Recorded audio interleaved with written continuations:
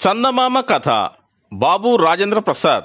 కాంగ్రెస్ నాయకులకు జేజేలు కొట్టేటప్పుడు బాబు రాజేంద్ర ప్రసాద్ పేరు మీరు వినే ఉంటారు. ఆయన కథ మీకు తెలుసునా? బాబు రాజేంద్ర ప్రసాద్ తాత మిశ్రీలాల్ గారు, పెద్ద తాత చౌదరిలాల్ గారు, తండ్రి మహాదేవ్ సహాయ్ గారు, అన్న మహేంద్ర ప్రసాద్ గారు. జన్మస్థానం బీహార్లోని జిరాదేయి అనే గ్రామం. బాబు రాజేంద్ర ప్రసాద్కు చిన్నప్పటి నుంచి ఒక అలవాటు ఉండేది. పొద్దుగూకడం ఆలస్యం, గుర్రు పెట్టి నిద్రపోయేవాడు. ఒక్కొక్కప్పుడు అన్నం కూడా తినకుండా పడుకునేవాడు. తల్లి ప్రేమతో మంచం మీద నుంచి ఎత్తుకొచ్చి అన్నం పెట్టేది. ఒక పక్క నిద్రపోతూనే అన్నం తినేవాడు. ఇలా పెందలాడే నిద్రపోయే అలవాటు ప్లేటర్ పనిచేసే రోజుల్లో కూడా పోలేదు. ఒక మాట ఆయన పొద్దుపోయేదాకా మేలుకొందామని ప్రయత్నించాడు. రాత్రి నిద్ర వస్తున్న సమయంలో పుస్తకం చేతిలో పట్టుకొని నిలబడ్డాడు. కానీ నిద్ర ఆగల. విరుచుకుని కింద పడ్డాడు. పుస్తకం పోయి దూరంగా పడ్డది. తలపోయి మంచం పట్టె కొట్టుకుంది. అయినా ఆయనకు మెలకువ రాల. తెల్లవారుజామున లేచి చూసుకుంటే మొహాన బొప్పి కట్టుంది.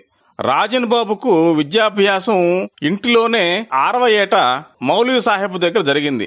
చిన్నప్పటి నుంచి పర్షియన్ భాష శ్రద్ధాభక్తులతో చదివాడు. తర్వాత హై స్కూల్ చదువు చప్రాలో. చిన్నప్పటి నుంచి రాజన్ బాబు కష్టపడి చదివేవాడు. పైగా తెలివితేటలు కూడా ఉన్నాయి. ఉపాధ్యాయులు ఆయన తెలివితేటలకు ఆశ్చర్యపడి సంవత్సరం మొదట్లోనే చదువుతున్న తరగతి నుంచి పై తరగతికి ఒక్కసారిగా పంపించారు.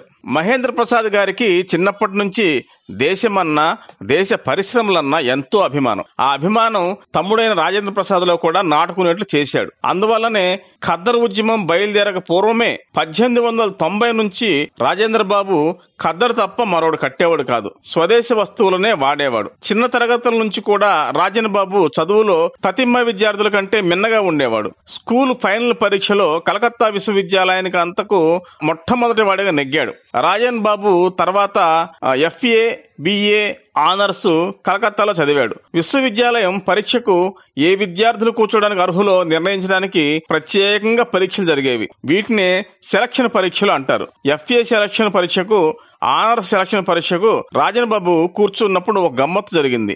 FA సెలక్షన్ ఫలితాలు ప్రకటించడానికి ప్రిన్సిపాల్ స్వయంగా క్లాసుకు వచ్చాడు. తాను బాగా మార్కులు సంపాదించి మొదటి వాడిగా పాస్ అయినట్టు రాజన్ బాబుకు తెలుసు. అందువల్ల నిబ్బరంగా కూర్చున్నాడు. ప్రిన్సిపాల్ చదివిన పేర్లలో రాజన్ బాబు పేరు రాలేదు. రాజన్ బాబు లేచి, నేను పాస్ అయ్యాను, నా పేరు రాలేదేంటి అని అడిగాడు. ప్రిన్సిపాల్ మండిపడుతూ, నువ్వు తప్పి ఉంటావు, అందువల్లనే నీ పేరు ఇందులో లేదు అన్నాడు. కాదండి, నేను పాస్ అయ్యాను అన్నాడు రాజన్ బాబు. మళ్లీ మాట్లాడావంటే 5 రూపాయలు జరిమానా వేస్తానన్నాడు ప్రిన్సిపాల్. తన పేరు లేదన్న ఆందోళనతో ఆయన మళ్లీ మాట్లాడడానికి ప్రయత్నించాడు. ప్రిన్సిపాల్ 10 రూపాయలు నీకు జరిమానా విధించాను అన్నాడు. మళ్లీ ఆయన ఏదో చెప్పబోయాడు. ప్రిన్సిపాల్ జరిమానాను 15 రూపాయలకు పెంచాడు. ఇలా జరిమానా పెరిగి 25 రూపాయలయ్యింది. ప్రిన్సిపాల్ వెంట వచ్చిన గుమస్తా రాజన్ బాబును ఎరుగును. అతను వెనక నుంచి మాట్లాడవద్దని రాజన్ బాబుకు సైగ చేశాడు. అప్పటికి ఆయన ఊరుకున్నారు. తర్వాత విచారిస్తే గుమస్తా పొరపాటున రాజన్ బాబు పేరు వదిలిపెట్టాడని తేలింది. ఆయన కేవలం చదువుతూనే కూర్చోలేదు, బెంగాల్ విభజన ప్రతికూల ఉద్యమంలో పాల్గొన్నాడు. 1906లో